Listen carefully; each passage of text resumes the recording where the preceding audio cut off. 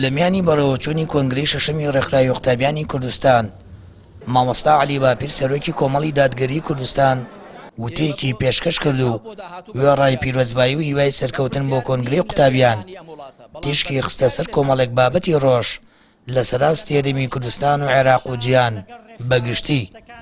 مامۆستا عەلی باپیر پەیامی ڕاستەی سەرجەم قوتابیان یاریمی کوردستان کرد و هۆشداری پێدان کە نەکەونە ژێر کاریگەری شارستانی خۆراوە و بە ئامادیانەی کە دەیەوێت بەسەر مرۆڤایەتیدا بیان سەپێنێت.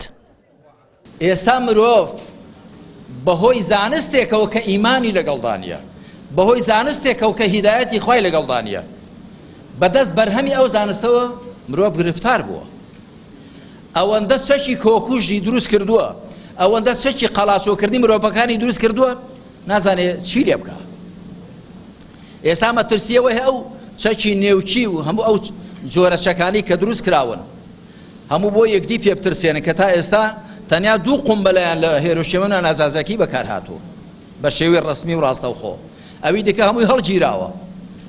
مەترسی ئەویان هەیە ڕۆژێک بێ لە ئەنجامی کارلێکی کیمیایی ئەو شەکانە بتەقنەوەکو لە شارێکی چینەوە ڕوویدا.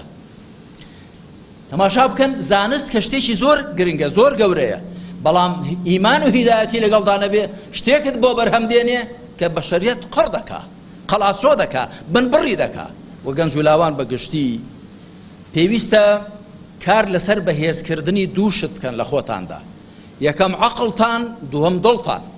سەرۆکی کۆمەڵی دادگەری کوردستان لە درێژەی وتەکانیدا ئەوەی خستە ڕوو هەموو ئەوانەی ویستویانە فەرمانڕەوایەتی ناڕەوا بەسەر میلەتاندا بچەسپێنن کاریان لەسەر خاڵە لاوازەکانی مرۆڤ کردو و بە زەبر و زۆر و لە ڕووی ئابووریەوە خەڵک بچەوسێننەوە.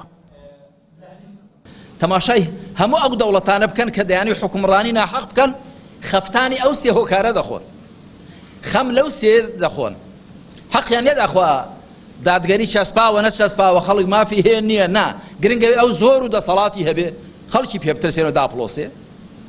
ئابووری بەدەستەوە بێ کە خەڵک ناچار کە بڵێ لەگەڵم باگەر نانت پێ نادەم، دەبێ ئیرادەکەی بکڕێ ئەمجا پارونانێکی حرامی پێدەدا و خەڵک چاواشە بکە بە ڕاگەاندنی چاواشەکارانە کە بە پارەی دەزراوی میلەت ئەو هەموو کەناڵانە کە دادەندرێن بۆ دارنینی خەڵک لە ئیمان و ئەخلاق. بۆیە وریابن عەقڵی خۆتان بەهێزکەن و دڵی خۆشتان بەهێزکەن. عەقڵتان با هۆشیارتر بێ بە زانیاری، بە بیرکردنەوەی ڕاست و دروست، و بە دڵیشتان بێدارتر بێ بەهۆی ئیمان و تەقوا و بۆ خواسوڵحان. سەرۆکی کۆمەڵی دادگەری لە وتەکەیدا ئاماژەی بۆش کرد هەرێمی کوردستان لە ئێستادا بە دۆخێکی ناموار و تەنگەژەدا تێپەڕ دەبێت. ئەرکی ئێمە لە ڕووی ئیمانی و ڕۆحیەوە خۆمان بە بەرپرسیار بزانین و خەڵک بەهێز بکەین. هەمووتان دەزانن کە لە بارودۆخێکدا دەژین بە تایبەت لە هەرێمی کوردستاندا کە پڕە لە تەنگژەی سیاسی، ئەمنی، ئابووری، کۆمەڵایەتی، ئەخلاقی خۆتانەوە دەبینن. ئێمە دەبێت خۆمان بە بەرپرسیار بزانین بەرامبەر بە کۆمەلگای خۆمان. ئێمە بە تەکید بەرپرسیارین. ئەوەی کە ڕابردووە ئێمە لێی بەرپرسیار نین، چکە ئێمە حکومڕان نەبووین، دەسەڵاتدار نەبووین. هەرچەند زۆر جار بە درۆ دەلەسە هەندێشت پاڵ دەدرێتە لای ئێمە کە ئێمە لێی بەرین، بەڵام ئێمە بۆ ئێستا و بۆ داهاتوو بەرپرسیارین. بەرپرسیار نین لە تێکدانی ئەم وڵاتە، بەڵام بەرپرسیاری لە چاکردنەوەی.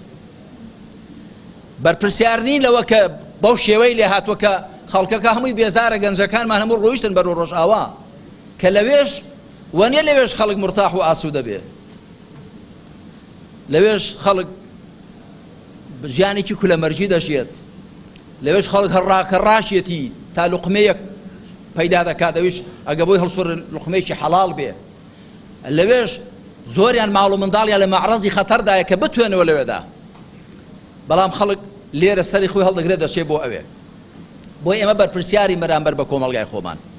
بەرپرسیارەتی ئێمە وەکو ئەهلی ئیمان و ئەهلی ئیسلام بە پلەی یەکەمەوەیە کە لە ڕووی ئیمانی و ڕوحیەوە خەڵک بەهێزکەین. لە کۆتایی وتەکەیدا مامۆستا عەلی باپیر ئاماژەی بۆدا دەمانەوێت مرۆڤایەتی بۆ خەڵک بگەڕێنینەوە و مرۆڤ لە ڕێگەی خواناسینەوە بە بۆ خۆی بگەڕێنێتەوە. سامان فتاح کەناڵی ئاسمانی پەیام هەڵەبجە.